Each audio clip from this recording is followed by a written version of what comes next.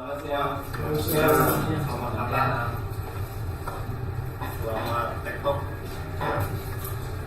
Hari ini saya akan bertektok atau menyampaikan TikTok dengan judul MP3 merubah gaya baru dalam bermusik. Ini tujuan dari TikTok ini adalah pertama atau kedua sharing, ketiga preparing musik main dia.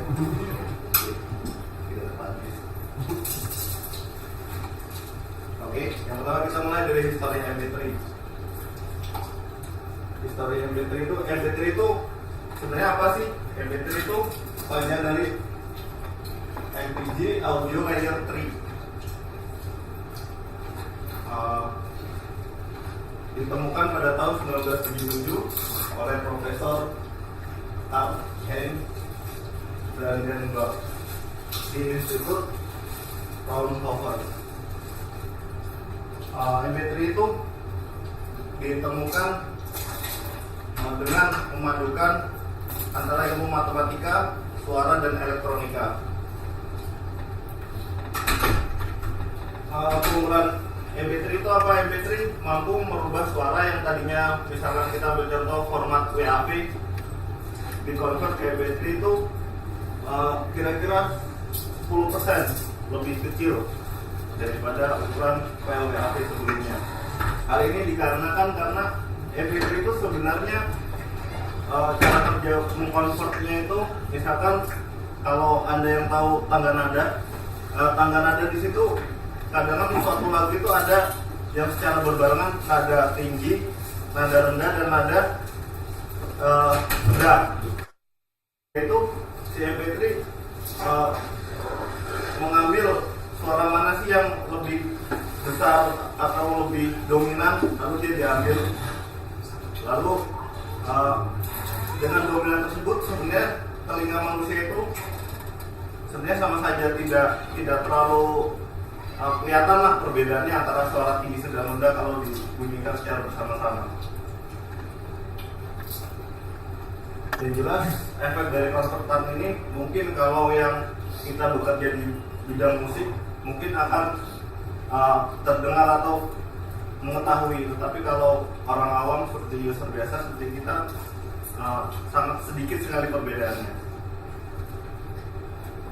Nah, MP3 itu berkembang pesat itu sejak dari project ini project open source, lalu muncullah sebuah player Winamp. Nah, dengan Winamp itu mulai membumi MP3 hingga sekarang ya, dan para programmer yang lainnya berlomba-lomba membuat MP3 player sehingga ada sekarang dari MP3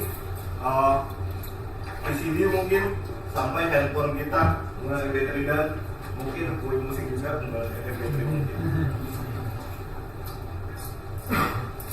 Di sini yang tadi WAV yang sudah saya jelaskan itu hitungan perbandingannya. Untuk teknisnya saya tidak paham karena ini copy dari internet.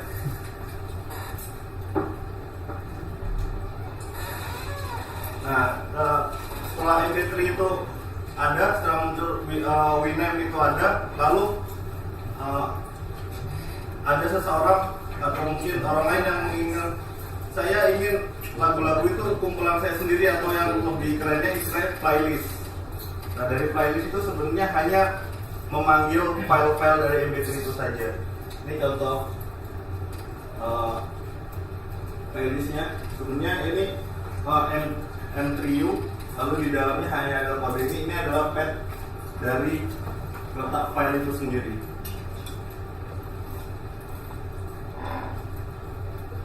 MP3 streaming menggunakan protokol HTTP, bisa mungkin menggunakan protokol yang lain juga mungkin bisa. Lalu di sini saya mengambil contoh DAW player, dan nanti ada contoh yang lain. DAW player di sini karena dia bisa single file dan bisa support untuk playlist. Tetapi kelemahan dari DAW player ini dia full flash, jadi mungkin kita agak sulit, dan EP-nya terbatas, agak sulit untuk connect ke GE mungkin atau dengan third party yang lain. Oke, ini sekedar teorinya, sudah ini ada referensinya.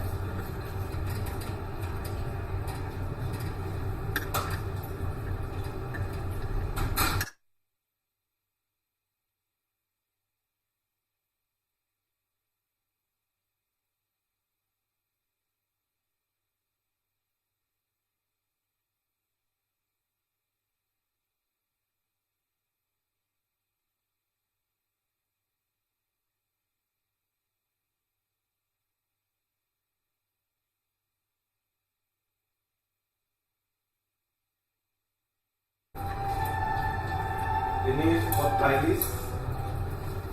Oh ya, alasan di sini saya pertama menggunakan Dev Player karena player di sini memiliki beberapa template. Tetapi dari template tersebut ada yang menyertakan render Dev-nya, ada yang tidak. Saya pilih yang sebelumnya, yang tidak.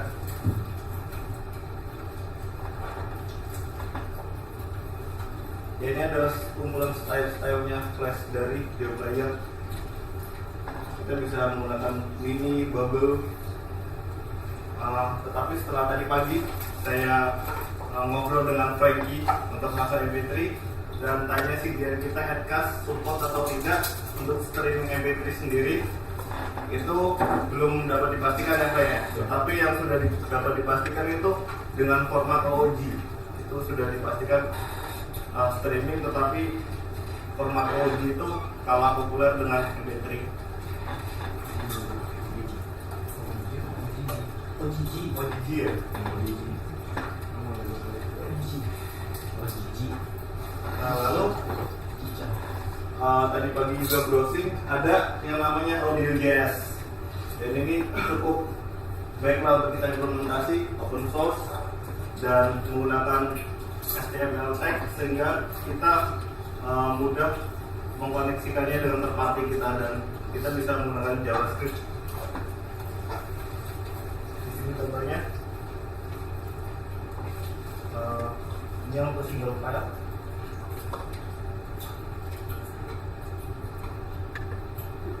Ini yang untuk single filenya, di sini masih ada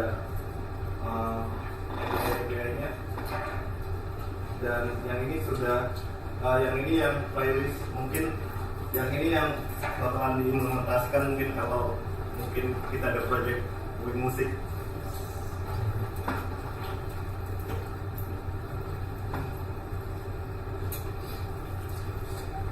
Nah ini ada tambahan JavaScript di sini. Ketika user klik judul, mungkin kita bisa tracking di sini untuk pada GA-nya. Jadi kita mengetahui kapan user atau visitor kita mendengarkan sebuah lagu tersebut, kapan juga mempause-nya seperti ini.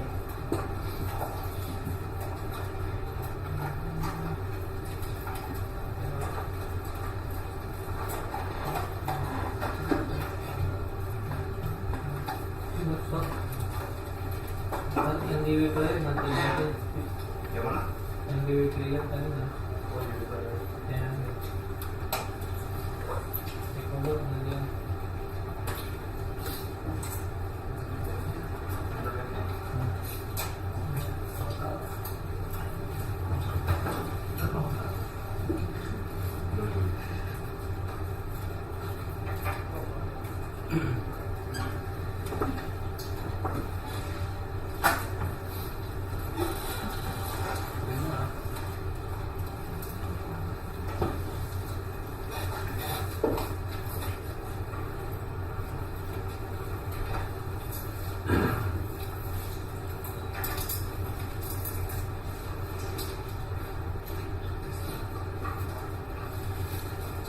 You can't get the file.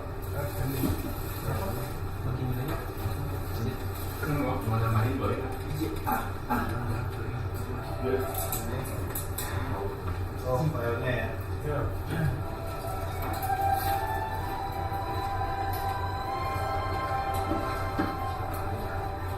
Oke, jadi ini kira-kira contohnya ketika user play, ketika klik play atau klik yang ini, kita bisa track eventnya ke Google Analytics, dan ketika pause juga akan kita tracking juga kapan user itu klik pause-nya.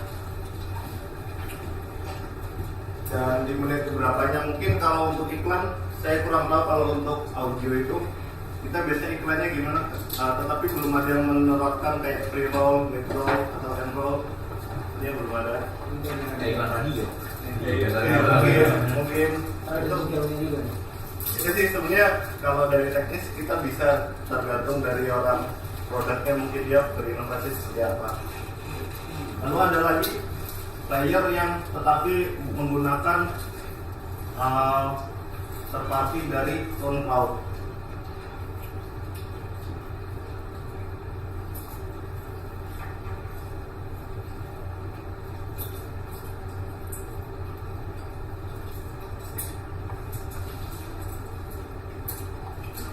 Musik diambil dari SoundCloud. Iya, dari SoundCloud. Keuntungannya kita ada ininya, waveformnya lengkap. Saya dari kemarin mencari-cari player open source yang menampilkan waveform ini, tapi belum.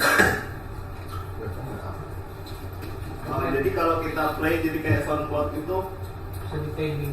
ya kita mau di mana kita juga kelihatan gemanya itu.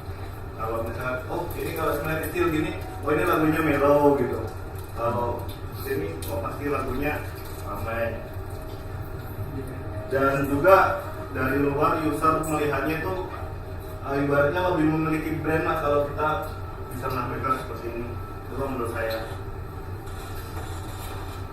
Nanti bisa di komen juga. Kasih komentar. Ya mungkin ya.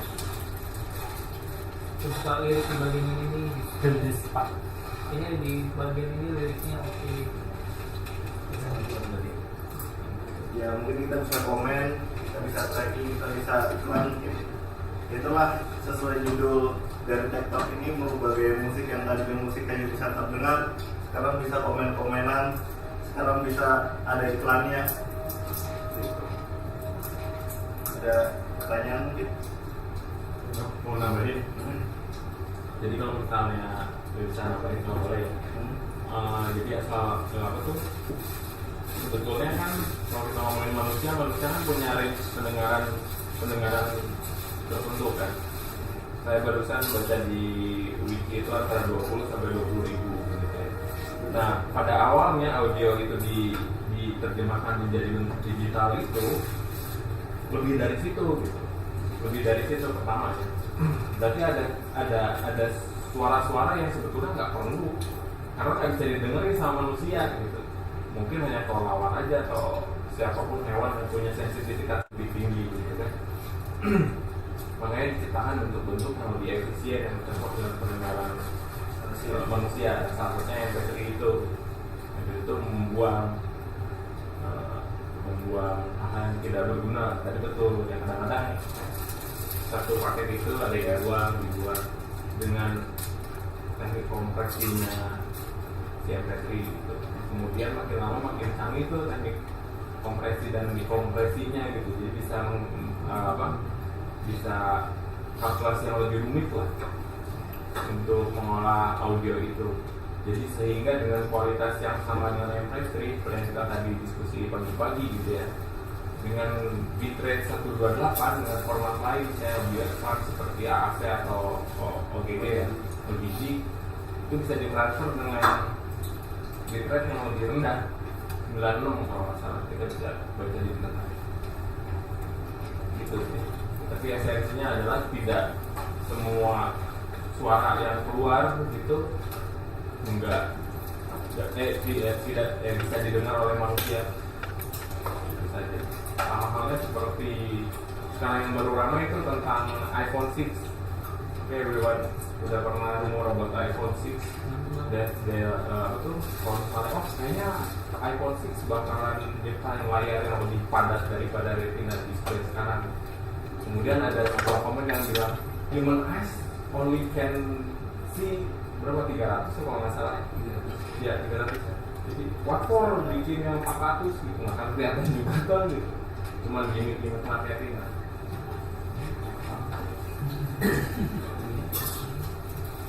Sebenarnya sih teknik convertnya itu ibaratnya kalau dari sisi teknis optimize saja. Jadi elemen yang tidak penting bisa kita buang, kita pakai yang primary saja.